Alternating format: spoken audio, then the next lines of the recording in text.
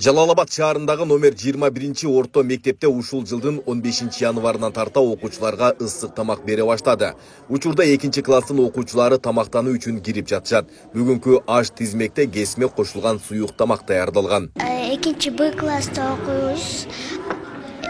Анан тамакты болсо 15 январдан жеп баштаганбыз. Күн сайын аш, күрүч аштардан тамактарды, анан кийин болсо бизге кашаларды да берет, чай, компот ичет атабыз.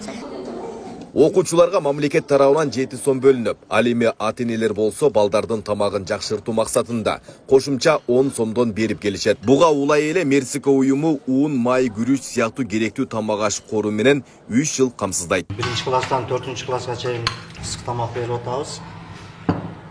Ата-энелерден 10 сомдон берилет, мамлекет жактан 7 сомдон берилип атат. Бир жумада бир жолу кефир берип атышат, ар бир балага 200 граммдан кефир тартып таратабыз, беребиз. 14 сомдон болгондо дагы жакшы неме тамактарды берип болот. Продукттар көбүрөөк келип, тамактын сапаты жакшырат деп ойлойм. Ата-энелерге рахмат айтып коеюн, ушунчалык топтоп аракет кылышып, уюштуруп берип атышат.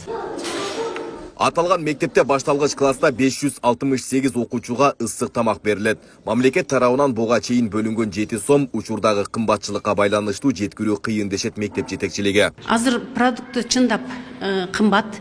1 килограмм еттин баасы бардыңыздар билесиздер 500-550 сомдон болуп атат.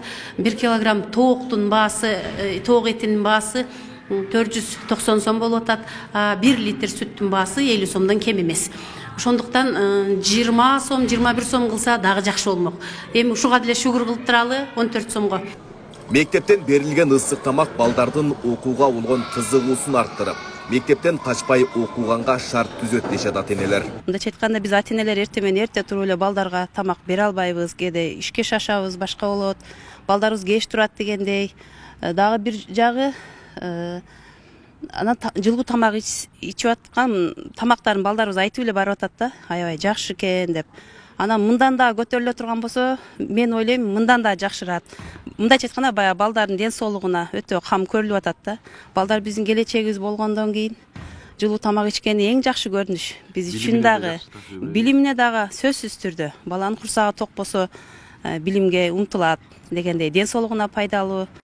1 январдан тарта республикадагы жалпы билим берүүчү мектептердин 1-4 класстарынын окуучуларынын тамактануу ченеми 2 эсеге жогорулатылды. Тиешелүү чечимге министрлер кабинетинин төрагасы Акылбек Жапаров кол койду. Алсак токтомго ылайык айрым социалдык мекемелердин тамактануу ченемин этап менен жогорулатуу максатында 2024 жылга республикалык бюджеттен 999,4 миллион сом өлчөмүндө каражат кошумча каралган. Бул каражаттар жалпы билим берүүчү мектептердин 1-4 класстарынын окуучуларынын тамактануусун жакшыртууга жумшалат.